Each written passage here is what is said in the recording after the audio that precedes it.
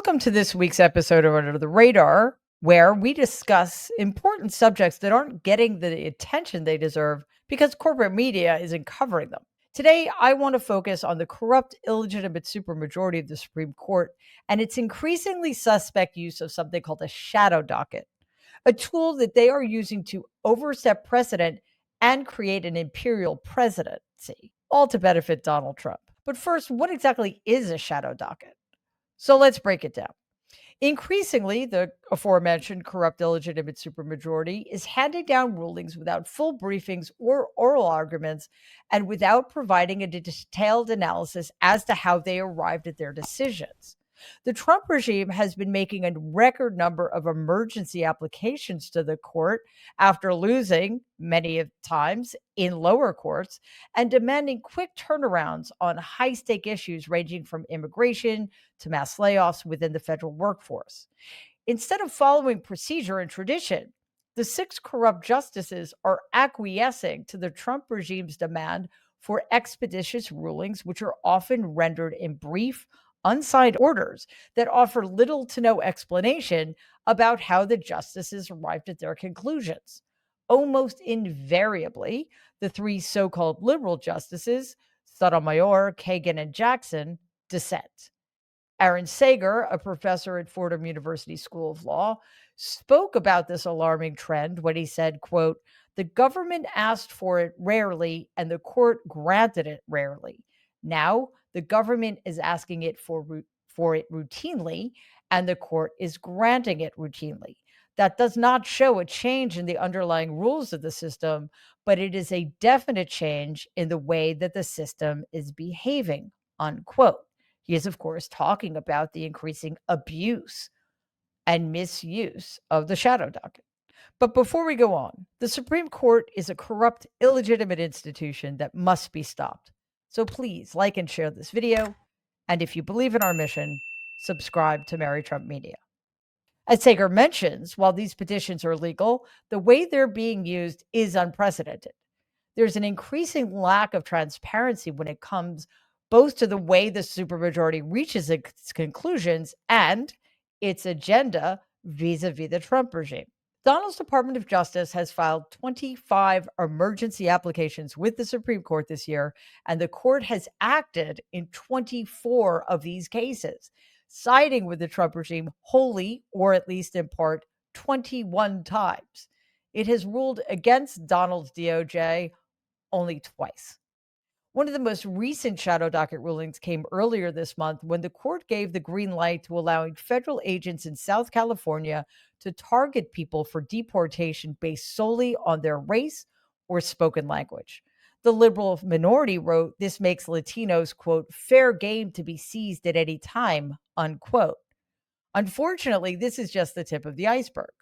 Reuters reports previous shadow docket rulings have backed Donald's ability to deport immigrants to countries other than their country of origin, revoked temporary legal status for hundreds of thousands of migrants, banned transgender people from serving in the military, and allowed mass firings of civil servants from multiple federal agencies to remain in place. In an article for SCOTUS blog, Erwin Chemerinsky writes, quote, "Additionally, although orders on the emergency docket should not be regarded as binding precedent, given the lack of full briefing and oral argument, it is clear that this court is treating them that way," unquote.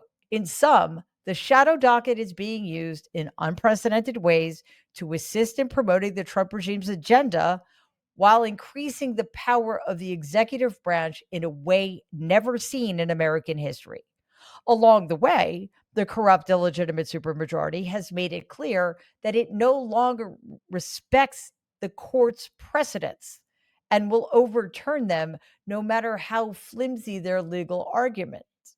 But here's the thing: the shadow document presents a very simple way for the corrupt, illegitimate supermajority to avoid sharing their legal reasoning at all, no matter how suspect it might be. Ironically, back in 2021, the extraordinarily corrupt Samuel Alito said, quote, "The catchy and sinister term shadow docket has been used to portray the court as having been captured by a dangerous cabal that resorts to sneaky and improper methods to get its ways. This portrayal feeds unprecedented efforts to intimidate the court and to damage it as an independent institution, unquote.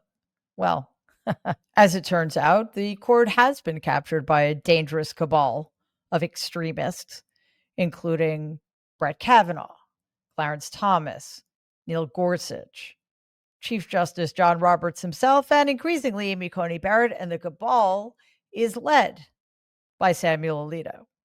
The damage that he and that cabal are doing to the Supreme Court, to American jurisprudence, and to our founding document is incalculable. Brett Kavanaugh tried to lighten the blow of the shadow docket, tried to make it seem like it was not that big a deal that this court was misusing it so egregiously. In remarks at a judicial conference in July, Kavanaugh said, quote, "I like interim orders docket. That's a direct term to capture what we're doing." But is it really? While the shadow docket should be used as an interim step in emergency cases, the corrupt, illegitimate supermajority is abusing the process in the extreme in order to ram through unsigned decisions that overturn precedent, seemingly at whim. To give us some insight into how little respect these corrupt justices have for precedent, Clarence Thomas told an audience at Catholic University, quote, "At some point, we need to think about what we're doing with stare decisis. And it's not some sort of talismanic deal where you can just say stare decisis and not think, turn off the brain, right? We never go to the front to see who's driving the train. Where is it going? And you could go up there in the engine room, find it's an orangutan driving the train. But if you want to follow that just because it's a train, I don't think that I have the gospel that any of these cases that have been decided are the gospel. And I do give perspective to the precedent. But the precedent should be respectful of our legal tradition and our country and our laws and be based on something, not just something somebody dreamt up and others went along with, unquote. Oh, the lack of self awareness of that arrogant man is quite stunning. Let's get back to what Alito said. Another irony about his statement is that by granting heretofore unthinkable levels of power to the presidency, the court is going to end up weakening itself.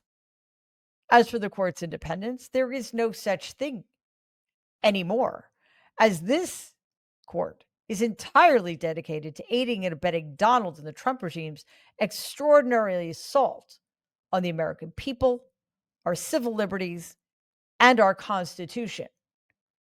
Because again, this corrupt, illegitimate supermajority is the cabal. Please take a second and like and share this video. Be awesome if you could subscribe to the channel. If you're listening to us in podcast form, please follow us and give the show a 5-star rating because it really does help other people find our content. Thanks.